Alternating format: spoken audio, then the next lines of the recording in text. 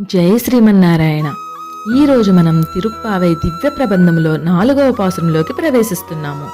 ధనుర్మాస వ్రతాన్ని ఆచరించే వారికి ఎటువంటి ఆటంకాలు ఎదురవని, ప్రకృతిలోని అన్ని శక్తులు కూడా సహకరిస్తాయి అని ఆండాళ్ తల్లి గోపికలతో కలిసి ఆ వరుణదేవుని ప్రార్థిస్తూ ఈ విధముగా చెబుతున్నారు. ఓ వరుణదేవా, గంభీర స్వభావుడా, దానం చేయడంలో నీవు చూపించే స్వభావాన్ని ఏమాత్రమూ తగ్గించవద్దు.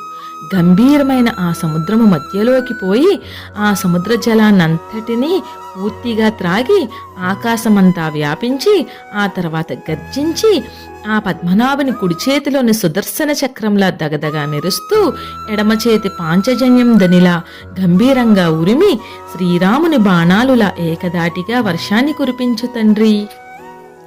ఊరు వాడ అందరూ కూడా నీ పేరు చెప్పుకొని ఆనందించి వారి వారి జీవితాలు సుఖమయమయ్యేలాగా నువ్వు అనుగ్రహించవయ్యా అని ఆండాళ్ తల్లి ఈ పాసురములో ఆ వరుణదేవుణ్ణి ప్రార్థన లాంటి శాసనముతో అనుగ్రహించారు.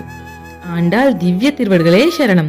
ఈ పాసురానికి అనుగుణంగా ఆ పద్మనాభుని స్వరూపముతో, కుడి చేతిలోని సుదర్శన చక్రంతో, ఎడమ చేతి పాంచజన్యముతో ఈరోజు నరసాపురంలోని శ్రీ ఆదికేశవ ఎంబేరుమన్నార్ కోవెలలో ఆండాళ్ జడ అలంకరించబడి ఉన్నది.